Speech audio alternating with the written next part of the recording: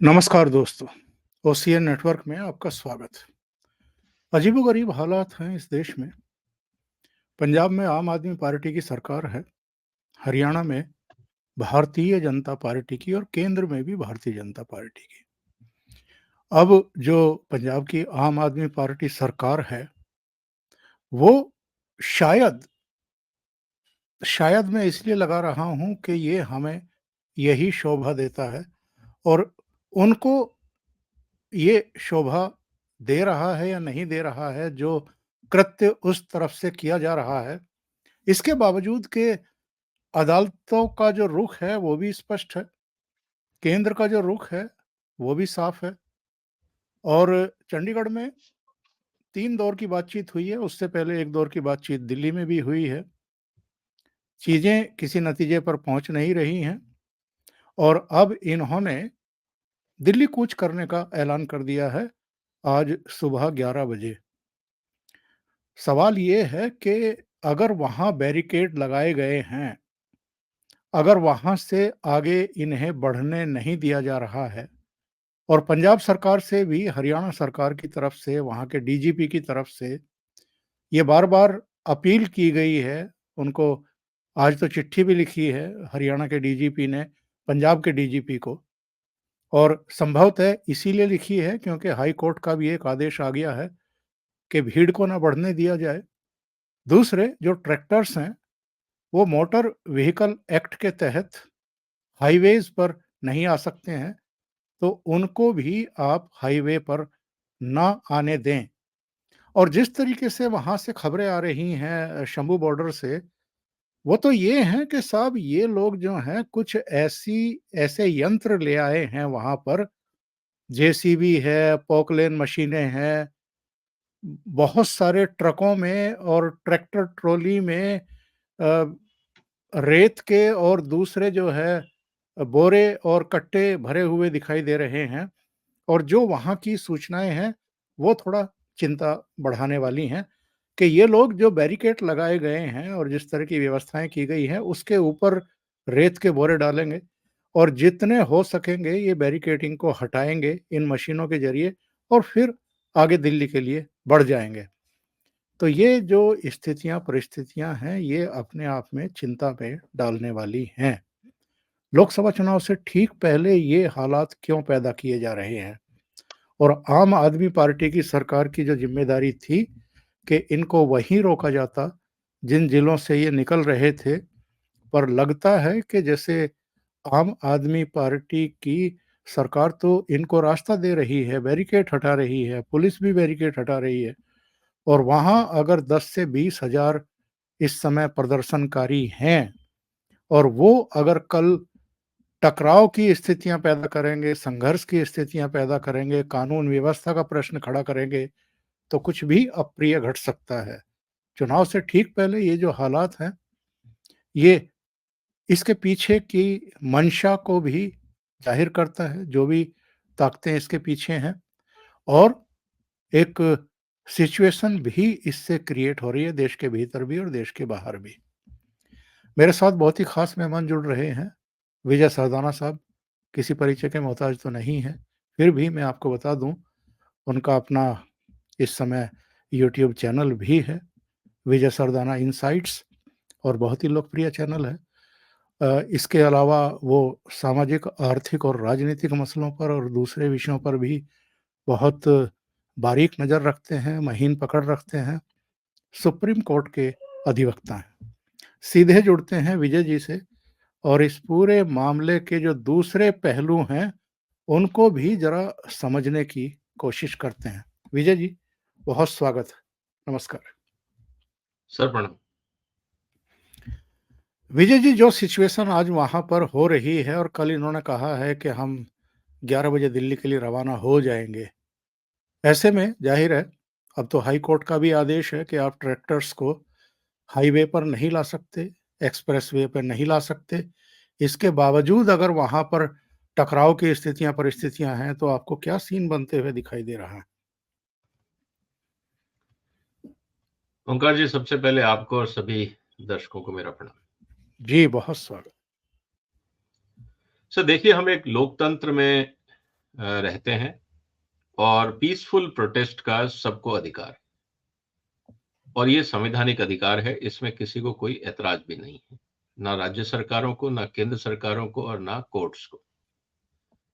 लेकिन जिस तरह से हालात बन रहे हैं और जो पीसफुल प्रोटेस्ट के नाम पे जिस तरह से वहां पे उपकरण लिए जा रहे हैं या जो पुलिस बैरिकेडिंग है, पुलिस का काम होता है लॉ एंड ऑर्डर मेंटेन करना और उसके लिए जो संसाधनों की जरूरत होती है, जिस तरह के टूल्स और टेक्निक्स की जरूरत होती है, पुलिस को वो यूज करने का अधिकार है।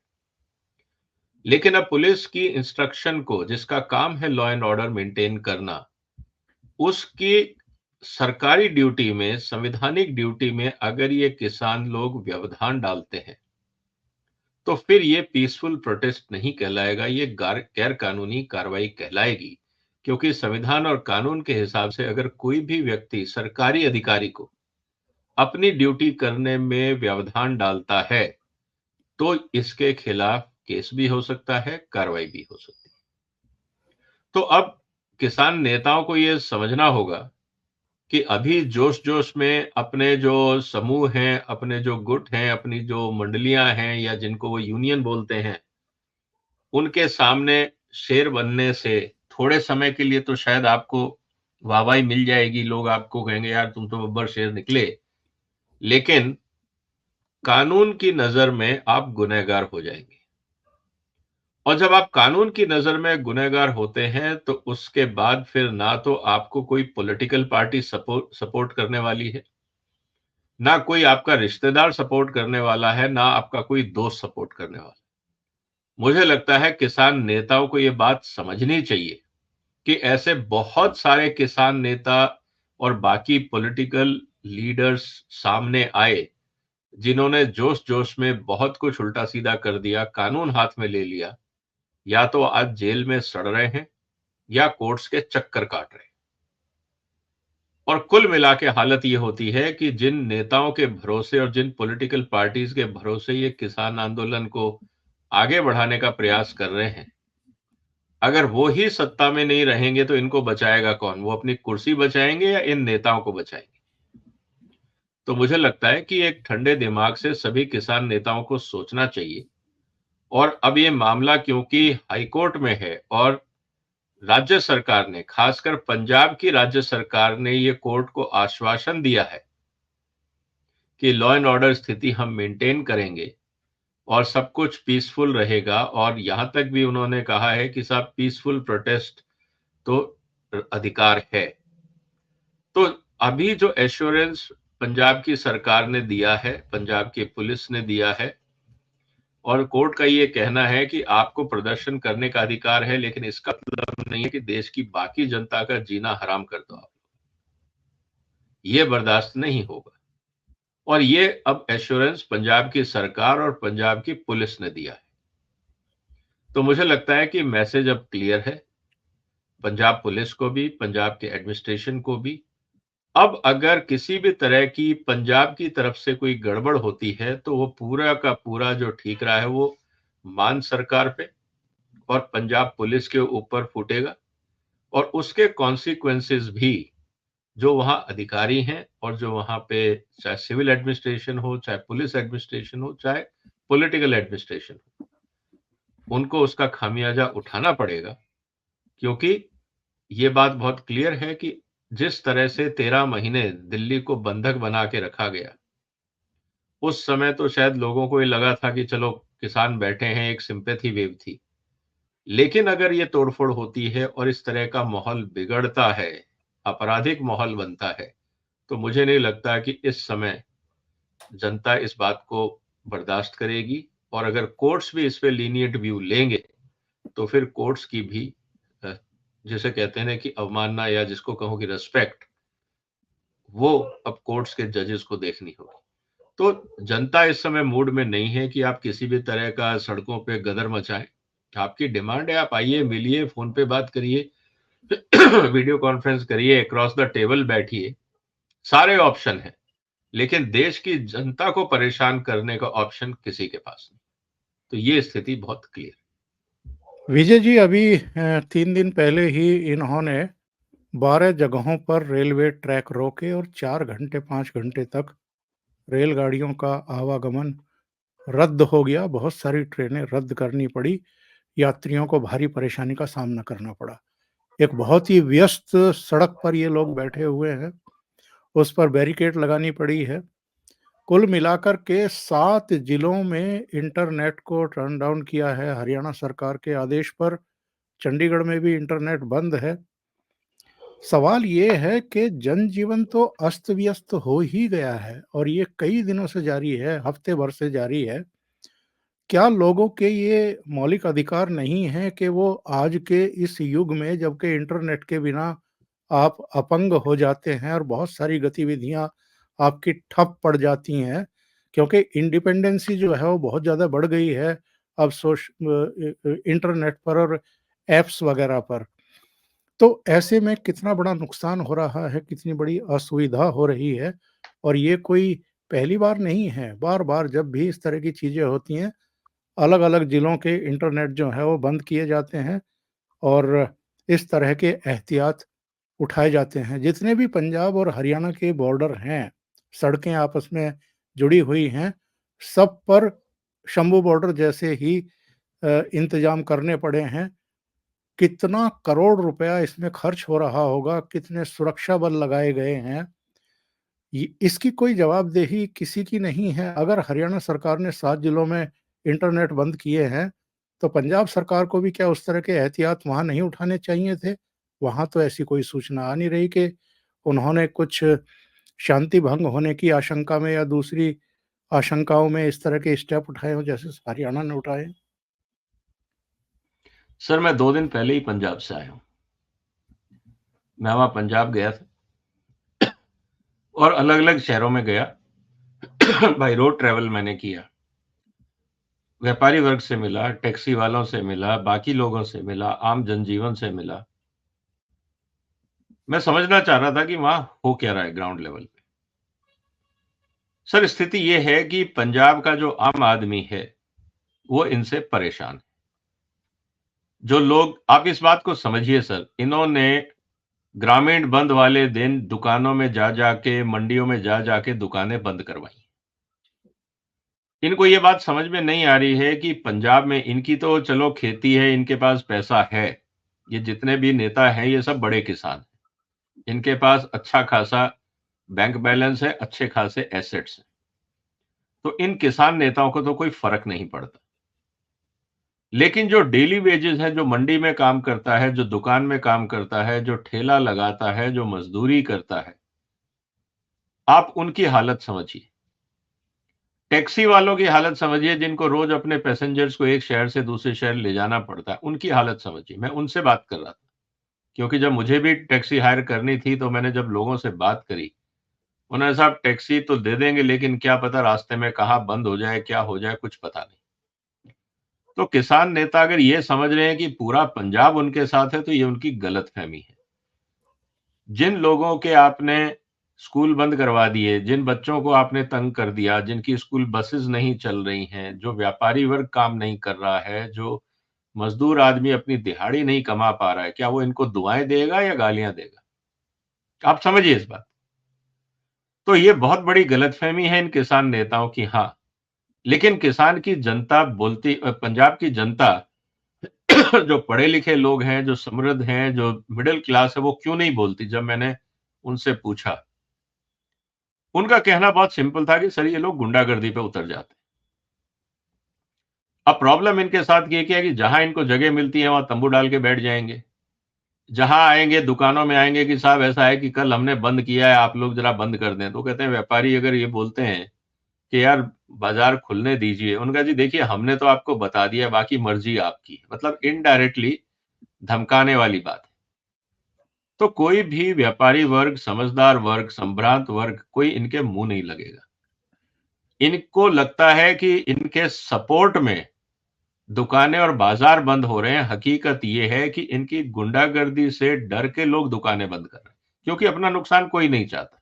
घर वाले भी नहीं चाहते कि तुम दुकान खोलो और कोई आगे तोड़फोड़ करे, मारपीट करे, कोई नहीं चाहता। यहां तक लोगों ने अब कहना शुरू कर दिया है कि पंजाब के अंदर इस तरह से जो कार्रवाई हो रही है, ऐसा लगता है कि यहाँ पे कम्युनिज्म आएगा, कम्युनिस्ट शासन आएगा। और केजरीवाल डायरेक्टली या इनडायरेक्टली इसको सपोर्ट कर रहा है। मतलब ये सिर्फ आप लॉ एंड ऑर्डर की बात नहीं है, ये डेमोक्रेसी के लिए खतरा हो रहा है।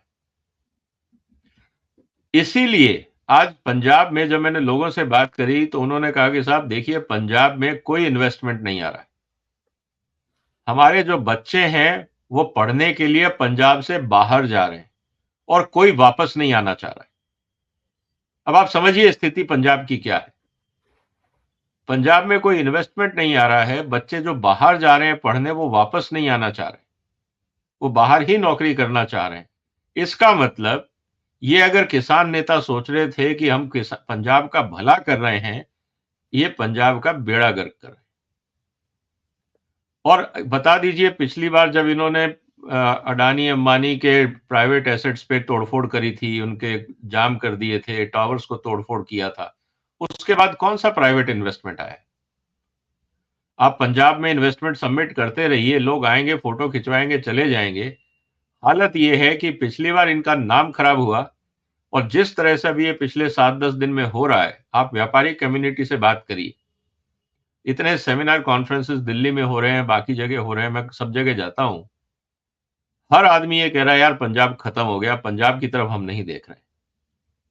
किसका नुकसान हुआ? क्या सिर्फ केजरीवाल की टोपी पहनने से लोग आ जाएंगे? इनको ये समझ में क्यों नहीं आ रहा कि एक बड़ी मेहनत करके हमारे पुरखों ने, बुजुर्गों ने पंजाब को बनाया था। आज के जो नेता हैं, आज की जो जनरेशन है, जो इन नेताओं के बहकावे में आ गई है, ये पंजाब को बर्बाद कर रहे हैं। और पंजाब में अब दो ही चीजों पे चर्चा हो रही है परिवारों में। एक तो यहां पे ये कम्युनिस्ट शासन लाने की बात कर रहे हैं, जिस तरह से ये मिलिटेंट जो प्रदर्शन करते रहते हैं in the name of farmer unions, एक ये, और दूसरा ड्रग्स। पंजाब का मिडिल क्लास फैमिली ये कहता है यार बच्चों को पंजाब से दूर भेजो। आज इमेज ये हो गई है पंजाब की, और ये मैं किसी और के कहने से नहीं कह रहा हूं, मेरा फर्स्ट हैंड एक्सपीरियंस है। मैं लोगों के घर गया, लोगों के बिजनेस एस्टेब्लिशमेंट्स में गया, मैं लोगों टैक्सीज में ट्रैवल किया, रेलवे में ट्रैवल किया, फंक्शंस में गया, मिलके आया लोगों से, सब जगह यही बात हो रही। तो मैं आपको फर्स्ट हैंड विटनेस बता रहा हूं। अगर पंजाब के किसान नेताओं को अभी भी लगता है कि जरा भी उनके लिए, अपने गुरुओं के लिए सम्मान है, पंजाब की धरती के लिए सम्मान है, आप अपनी डिमांड रखिए, लेकिन इस तरह से मिलिटेंट चेहरा पंजाब का मत दिखाइए दुनिया को। आप आने वाली नस्लों को बर्बाद कर दो। लोगों का भरोसा उड़ जाएगा, क्योंकि इन्वेस्टमेंट हर राज्य को चाहिए, पंजाब जाना कोई जरूरी नहीं है। इस बात को आप समझिए। विजय जी, आप तो अभी भी सम्मान के साथ इनको किसान नेता ही कह रहे हैं, पर जो इनके स्टेटमेंट आ रहे हैं, जो इनके इरादे हैं, जिस तरीके से ये सरकार की पहल के बावजूद एक भी मुद्दे पर टिकने को तैयार नहीं है, उससे क्या आपको लगता है कि ये वाकई किसानों के हमदर्द हैं और किसानों से जुड़ी हुई मांगों को लेकर के ये चिंतित हैं, या इनका एजेंडा कुछ और है? क्योंकि एक वीडियो बड़ा वायरल हुआ था पिछले दिनों, जो हमने और आपने सबने देखा है। बहुत ਮੰਦਰ ਦੇ ਕਰਕੇ ਉੱਪਰ ਚੜ ਗਿਆ, ਉਹ ਨੁਕਸਾਨ ਉਹ ਇਹਦਾ ਗ੍ਰਾਫ ਡਾਊਨ ਕਿਵੇਂ ਆ ਸਕਦਾ ਹੈ। ਮੈਂ ਬਹੁਤ ਵਾਰੀ ਜਦੋਂ ਮੈਂ ਪਿੰਡਾਂ ਦੇ ਵਿੱਚ ਤਿਆਰੀਆਂ ਕਰਾਉਂਦਾ ਫਿਰਦਾ ਸੀ, ਬਹੁਤ ਵਾਰੀ ਲੋਕਾਂ ਨੂੰ ਇਹ ਕਹਿੰਦਾ ਸੀ ਕਿ ਮੌਕਾ ਬੜਾ ਥੋੜਾ ਹੈ, ਗ੍ਰਾਫ ਉਹਦਾ ਬੜਾ ਉੱਚਾ ਚੜਿਆ ਹੋਇਆ, ਦਿਨ ਸਾਡੇ ਕੋਲੇ ਥੋੜੇ ਆ, ਕੀ ਅਸੀਂ ਇਹਨੇ ਥੋੜੇ ਦਿਨਾਂ ਦੇ ਵਿੱਚ ਗ੍ਰਾਫ ਇਹਦਾ ਡਾਊਨ ਕਰ ਲਿਆ। इनका मकसद तो कुछ और ही दिखाई दे रहा है। बिल्कुल सर, मैं तो पहले दिन से कह रहा हूं, इनका रिमोट कंट्रोल लोकतंत्र विरोधी ताकतों के हाथ में है। जैसा मैंने कहा, पंजाब की जनता भी मानती है कि कम्युनिस्ट हावी हो रहे हैं पंजाब के अंदर। इसीलिए इनकी जब भी आप देखेंगे यूनियंस के अंदर हमेशा लाल निशान, इनको हमेशा यूनियन बाजी का दिखेगा। इनको जो आपने देखो, जैसे ही भारत सरकार ने इनको 5 फसलों का प्रस्ताव दिया था कि आप सोच समझ के आइए, ये जब गए थे तुरंत इनके बाहर जो लेफ्ट ओरिएंटेड पार्टीज थी जिनको अभी तक इन्होंने इन्वॉल्व नहीं किया था, उनका स्टेटमेंट आ गया कि अगर ये मान भी जाते हैं तो हम विरोध करेंगे। तो कहने का मतलब ये है कि ये जो किसान नेता हैं ये फंस गए हैं, ये इन लेफ्टिस्ट के चक्कर में फंस गए हैं, कम्युनिस्टों के चक्कर में फंस गए हैं, क्योंकि जो इनकी डिमांड्स हैं उनके पीछे कोई लॉजिक नहीं है।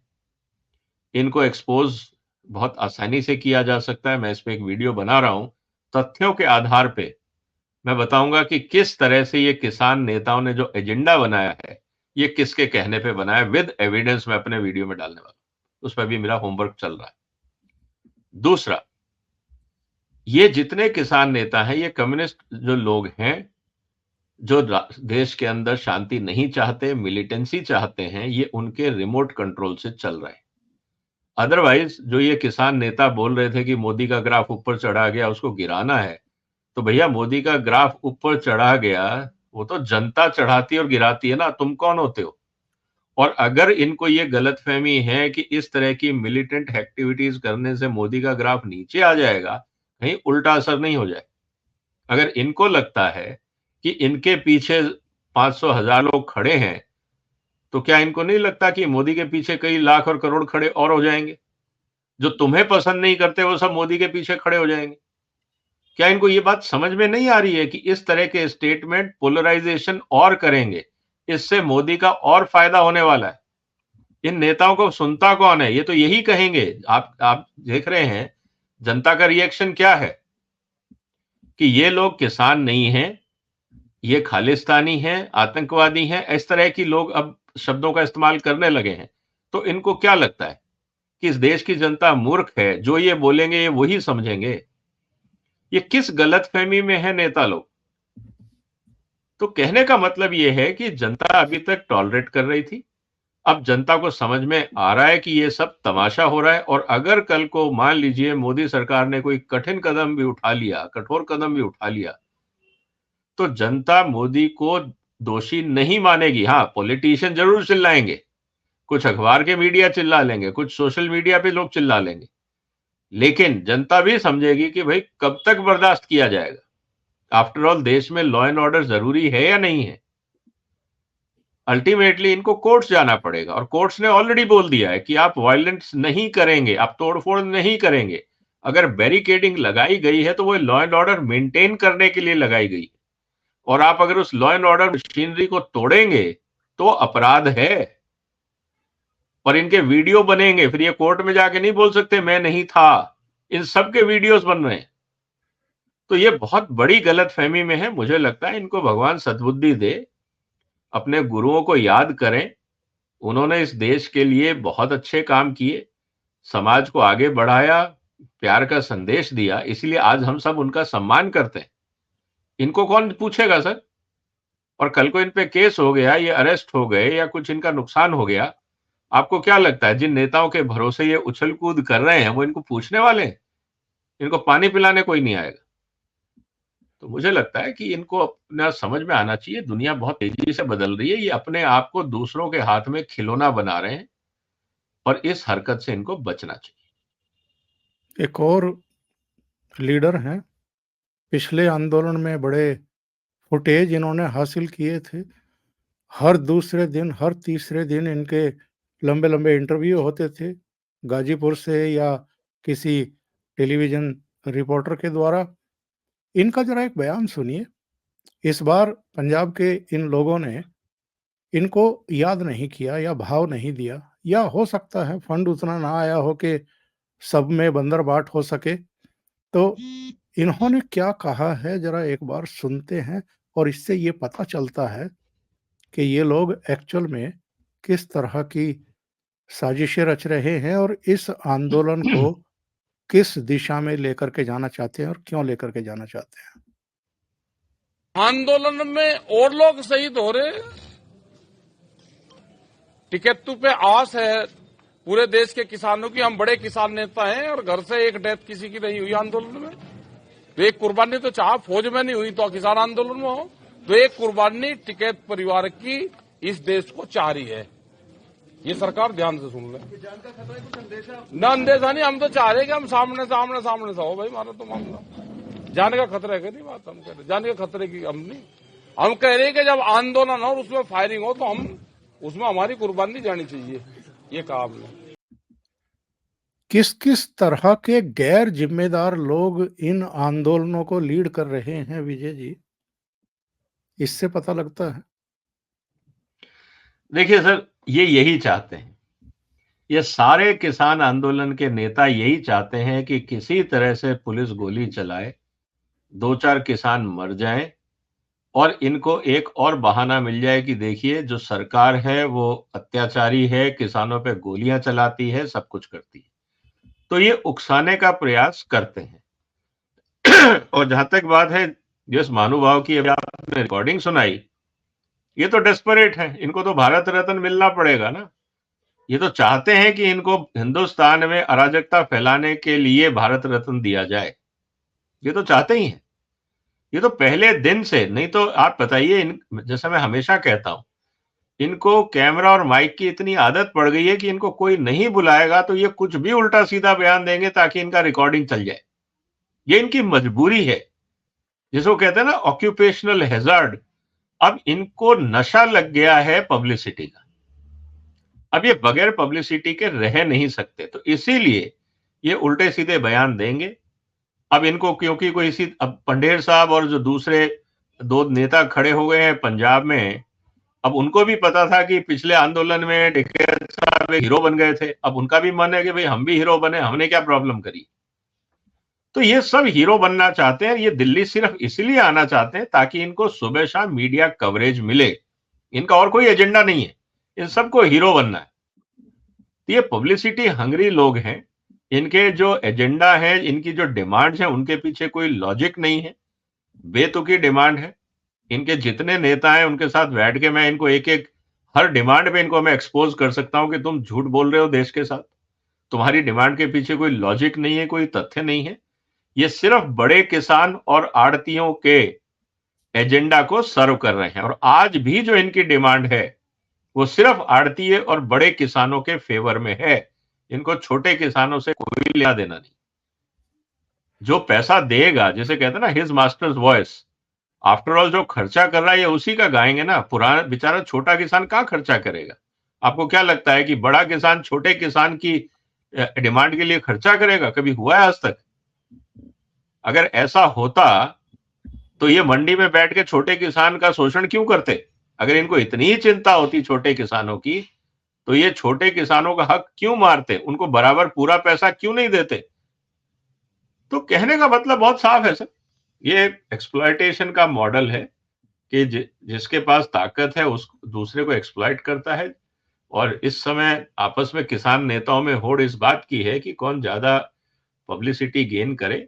अब टिकैत साहब का नंबर नहीं लग रहा है, इसीलिए वो तड़प रहे हैं, बेचैन हो रहे हैं, इसीलिए उल्टे सीधे बयान दे रहे हैं ताकि उसकी हेडलाइन बने, और जब हेडलाइन बनेगी तो पब्लिसिटी होगी और फिर लोग इनके पीछे भागेंगे। आज आपको और क्या कहना है कि फिर ये एक उल्टा सीधा बयान देंगे, फिर वो छपेगा, फिर 10 पत्रकार और भागेंगे। तो ये हिंदुस्तान की पत्रकारिता और इस तरह के नेता दोनों की अंडरस्टैंडिंग और इंटेलेक्चुअल कैपेबिलिटी आपको दिख रही है। कार्यक्रम के अंतिम चरण में पहुंचने से पहले मैं एक वीडियो फुटेज दिखाता हूं जो शंभू बॉर्डर से आया है, और हमने और आपने बहुत सारे ऐसे वीडियो सोशल मीडिया पर तैरते हुए देखे हैं, जब वहाँ किसी गाड़ी में, किसी ट्रैक्टर की ट्रॉली पर, ड्रम्स में बर्फ के साथ दारू भरी गई है और वो बांटी जा रही है। मैंने इस वीडियो का म्यूजिक निकाल दिया है ताकि कॉपीराइट का इशू ना बने। बस दर्शक इसको जरा देख लें कि वहाँ क्या मस्ती और जश्न का आलम है। अपने दिमाग से ही, अपनी सोच से ही कोई म्यूजिक डाल लीजिए बस बैकग्राउंड में।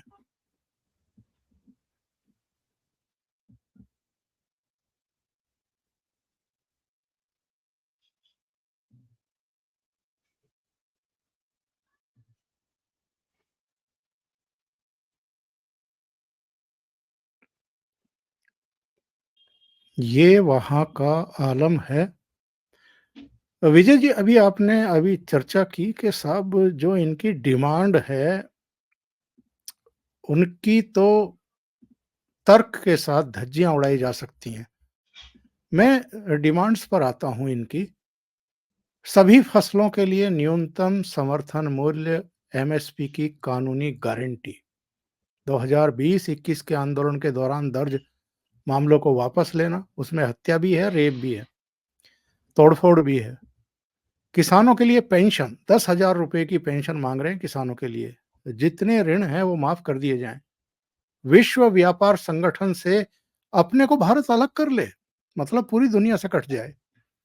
और सरकार से स्वामीनाथन आयोग की सिफारिशों के मुताबिक एमएसपी के लिए कानून बनाना और पिछले आंदोलन में जान गंवाने वाले परिवारों को मुआवजा और परिवारों के एक सदस्य को रोजगार। एक लखीमपुर वाला भी है, वो नीचे की तरफ है। तो ये जो इनकी मांगे हैं, क्या कहेंगे विजय जी? देखिए सर, बहुत आसान है, एक एक लाइन में मैं सबका जवाब दे देता हूं। सभी फसलों के न्यूनतम मूल्य की गारंटी, कानूनी गारंटी। कानूनी गारंटी कैसे मिलेगी जबकि सारे के सारे इनपुट राज्य सरकार के हाथ में है? बिजली, पानी, जमीन, पेस्टिसाइड, खाद, बीज, सारी चीजें भारत के संविधान के हिसाब से राज्य सरकार का अधिकार क्षेत्र है। तो प्रोडक्शन तो डिसाइड करेगा राज्य, और खरीदने की गारंटी देगा जिसने प्रोडक्शन में कोई रोल ही नहीं निभाया, वो है केंद्र सरकार। अरे भाई, राज्य सरकार से मांगो ना कि जिस डेट पे वो प्रोडक्शन करवा रहे हैं उनसे बोलो कि आपने ये इनपुट दिया है, आप आउटपुट भी ले लो। लेकिन नहीं करेंगे, कोई लॉजिक नहीं है। इसके और भी डिटेल्स हैं, टाइम नहीं है सर, मैं आपको एक एक और चीज और निकाल देता। आंदोलन में दर्ज मामलों को वापस लेना, मतलब तुम क्राइम करो, तुम बलात्कार करो, हत्याएं करो और इनको बाइज्जत बरी कर दिया जाए। लेकिन जो लखीमपुर खीरी में जो कार्रवाई हुई, जिसपे ऑलरेडी सुप्रीम कोर्ट का इंटरवेंशन है, कोर्ट केसेस चल रहे हैं, इनको उसमें बहुत जल्दी हो रही है कि वहां पे सजा हो। भाई, वो तो ऑलरेडी कोर्ट केस हो रहा है। तुम्हारे आंदोलन में जिन लोगों ने कानून तोड़े उनको पकड़ के पुलिस के हवाले करो ना। अगर तुम लोग न्याय के समर्थक लोग हो तो करो। किसानों के लिए पेंशन, जो बाकी जो मजदूर हैं, बाकी जो कार्मिक हैं, जो इंडस्ट्री में लोग काम करते हैं, क्या उनके लिए नहीं होनी चाहिए? मतलब आपको लाटसाप हो या देश के अंदर कुछ स्पेशल ट्रीटमेंट मिलेगा आपको? सारी सुविधाएं, सारी सब्सिडी, सब कुछ किसानों को, पेंशन भी। तो देश की बाकी जनता ने क्या गुनाह किया? जहां तक बात है ऋण माफी की, तो सर हकीकत यह है, छोटे किसान पे एवरेज ऋण है 13,000 रुपए का, बड़े किसान पे ऋण है 9 लाख रुपए का। ये किसके लिए हेल्प कर रहे हैं? इनकी नीयत है बड़े किसानों को हेल्प करने की, क्योंकि ये खुद बड़े किसान हैं। 9-9 लाख रुपए बैंकों का दबा रखा है, एवरेज वापस नहीं कर रहे हैं। अब ये चाहते हैं सरकार माफ कर दे, ये बड़े किसान हैं। अब इनकी नीयत देखिए, विश्व व्यापार संगठन से वापस हो। भले इनको लगता है कि खेती के अलावा हिंदुस्तान में ना तो कोई और इंडस्ट्री चले, ना कोई हम टेक्नोलॉजी डेवलप करें, ना सॉफ्टवेयर एक्सपोर्ट करें, ना केमिकल, ना दवाइयां। मतलब पूरा देश इनको माथे पे रखे और इनकी आरती करता रहे, बाकी देश को चलाना ही नहीं है। ये इनकी गलतफहमी है। डॉक्टर स्वामीनाथन रिपोर्ट के मुताबिक एमएसपी का कानून बनाए। डॉक्टर स्वामीनाथन की जो रिकमेंडेशन है एमएसपी की, वो हाईली डिफेक्टिव है। वो इतनी खराब रिकमेंडेशन है कि उससे किसान और देश दोनों का भट्टा बैठ जाएगा। डॉक्टर स्वामीनाथन ने कहा है कि जितनी कॉस्ट होगी उस पे 50% प्रॉफिट जोड़ा जाए। तो सर, अगर आज मेरी कॉस्ट ऑफ प्रोडक्शन 20 रुपए है, मैं तो चाहूंगा ना वो 30 हो जाए। तो मेरे को तो अभी अगर 20 रुपए मेरी कॉस्ट ऑफ प्रोडक्शन है तो मेरा एमएसपी 30 रुपए होगा। मैं तो बिल्कुल ही काम नहीं करूंगा, घटिया बीज लगाऊंगा, कुछ नहीं करूंगा, और मेरी कॉस्ट ऑफ प्रोडक्शन 20 की जगह 30 रुपए हो जाए, तो मेरे को तो एमएसपी 45 रुपए मिलेगा। तो मेरे को क्या इंसेंटिव है कि मैं काम सीखूं और मेहनत करूं? क्वालिटी की उसमें बात नहीं है, प्रोडक्टिविटी की उसमें बात नहीं है। डॉक्टर स्वामीनाथन एक साइंटिस्ट थे, हम उनका सम्मान करते हैं, लेकिन एमएसपी उन्होंने सिर्फ राजनीति के लिए यह फॉर्मूला दिया है। मुझे तो ये समझ में नहीं आ रहा कि उन्होंने इसकी चर्चा क्यों नहीं करी। और इसका उदाहरण बहुत सिंपल है, मनमोहन सिंह जी समझ गए थे कि ये गलत रिकमेंडेशन है, इसीलिए उन्होंने उसको 8 साल हाथ नहीं लगाया। वो तो इकोनॉमिस्ट थे, उनको तो समझ में आ रहा था कि ये उल्टी सीधी रिकमेंडेशन आ गई है, इससे तो देश और किसान दोनों बर्बाद हो जाएंगे। तो ये मूर्खों वाला, sorry to use the word, गलत रिकमेंडेशन देकर देश में समस्या खड़ी करी है स्वामीनाथन साहब ने। ये प्रॉब्लम सॉल्व नहीं करी है, मल्टीप्लाई कर दी है प्रॉब्लम्स।